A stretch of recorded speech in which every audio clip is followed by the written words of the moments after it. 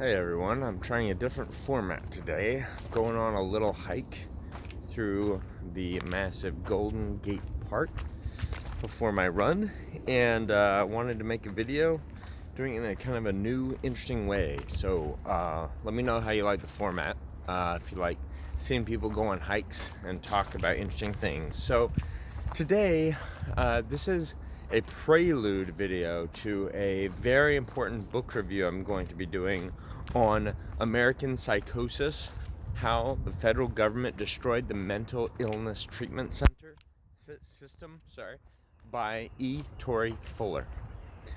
This book is so good, in fact, I'm actually already reading it a second time in a row because there's a lot of meat to it that's going to help me in numerous ways as I gear up to do my documentary. Now, if you don't know about that, I am going to be doing a Kickstarter for a mini documentary called Hopeless San Francisco. I know there's a ton of people out there that have made documentaries recently about homelessness in cities like Seattle. The documentary I'm talking about right now is called Seattle is Dying. I highly recommend it, but I want to do something a little bit different that's got a little bit more insight into the history of how we got where we are, because their documentary is very subjective in the sense that it's about what's happening now and not so much how we got to where they are right now. And it also only provides one very simple suggestion for how to fix the problem that they have up there in Seattle. And I want to have maybe one or two, maybe three options for how we can fix things. But I will say I am very encouraged if we can get Trump in office a second time in a row, because he's already mentioned that he thinks that there needs to be a re-institutionalization. And if you don't know what the word institutionalization means, it is a technical term which dates back to the 50s, mostly the 60s, when deinstitutionalization happened. And deinstitutionalization was the process of basically releasing tens of thousands, actually hundreds of thousands altogether, of mentally ill people across the country from insane asylums or mental hospitals, as they're more technically called, into the public because of drugs like Thorazine and other antipsychotic drugs that were created by the pharmaceutical industry. Now, these drugs are, in some forms, you could say they are wonder drugs, because they have made tens of thousands of people who are not capable of being functional human beings in society functional again, so that they can indeed be released back into the public and become functional human beings and part of society. But there's a huge number of people that are simply incapable of doing that. They don't have the capacity of being functional human beings because they're severely mentally ill.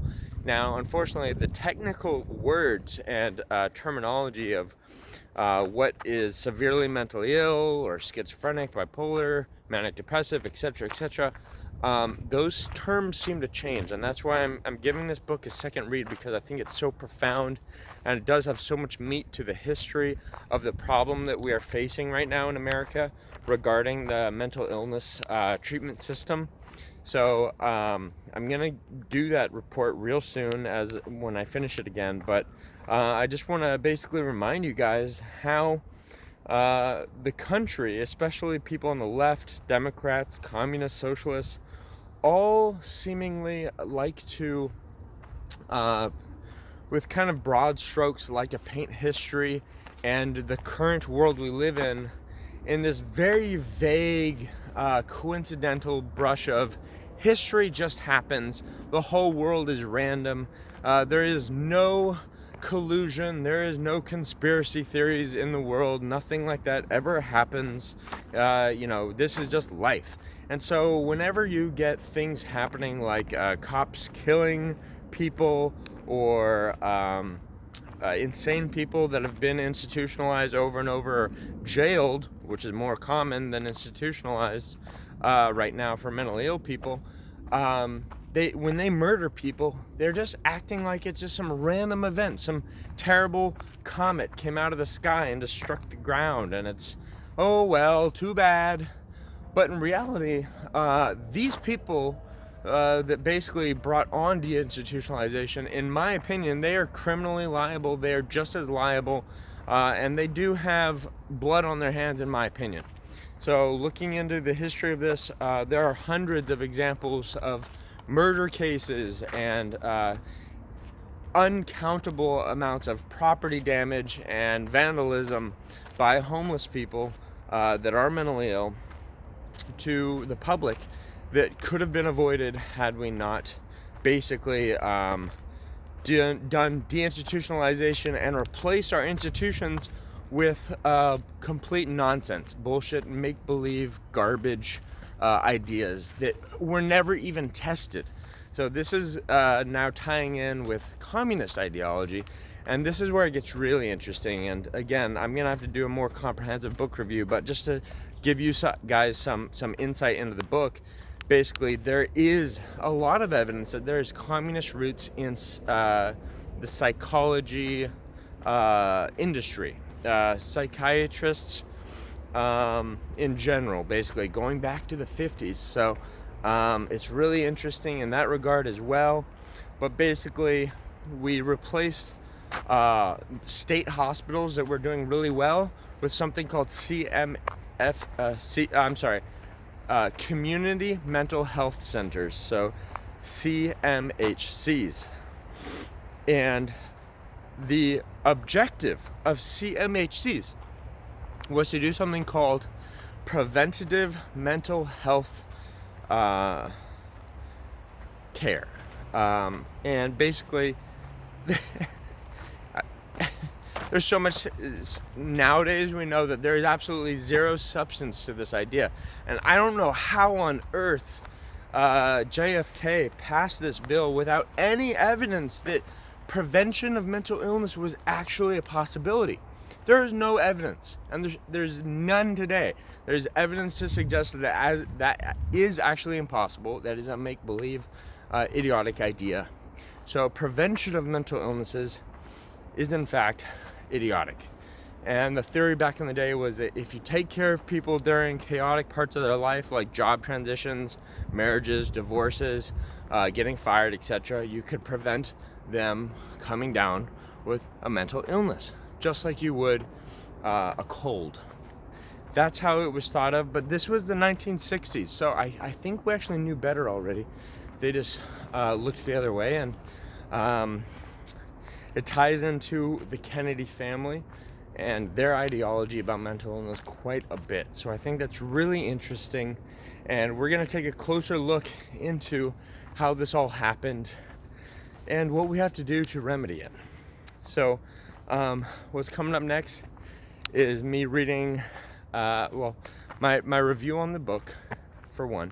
For two, I'm going to read a couple of other books that this book has led me to in like a breadcrumb fashion, which is really interesting. And I literally feel like I'm just picking up breadcrumbs as I go down this road. And keep in mind, I'm really fascinated with mental health, actually, because if you don't know this about me, I used to want to be a forensic psychologist, which is the guy courts typically call to determine whether someone is criminally insane or whether they're lying. So it's your job to determine whether people are crazy or not. So I'm fascinated by this kind of stuff, but it ties into everything today, which is much more important. What's much more important here is that this is not old news. This is today's news. All of the woes we're facing in big cities, it has everything to do with mental illness and our treatment of mental illness in society throughout our cities all across America. The evidence speaks for itself, and I can't wait to bring this to you guys because I see a lot of people like Stefan Molyneux, very intelligent philosophers and such.